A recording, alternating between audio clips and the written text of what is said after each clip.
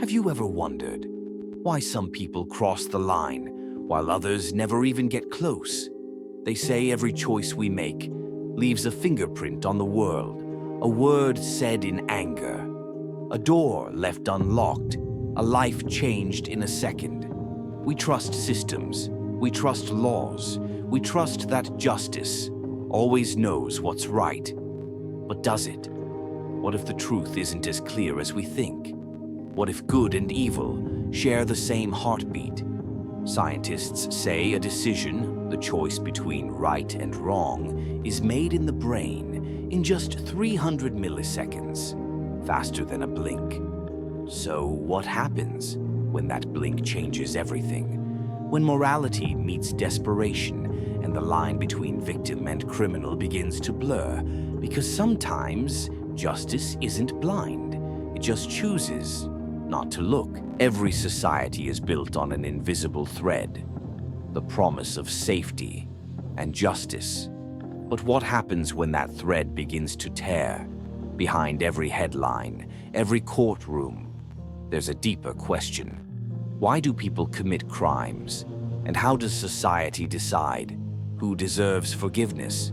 Crime isn't born in a vacuum. It grows from childhood trauma, from fear, from anger left to rot. Neuroscientists say the brain of a criminal is often shaped by what it has survived, not just what it has done. And yet, when the gavel falls, the human mind behind the act often disappears. Justice, the word we trust the most, but understand the least. In courtrooms around the world, justice wears a blindfold, but her balance often tips. Race, class, wealth, even luck.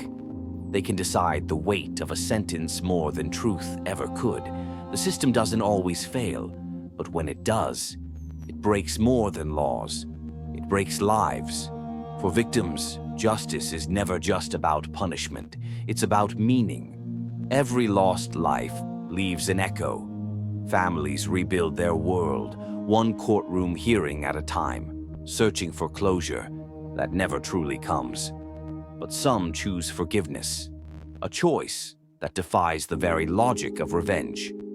Forgiveness is not forgetting, it's reclaiming power. Psychologists say it's how victims stop the crime from owning their lives.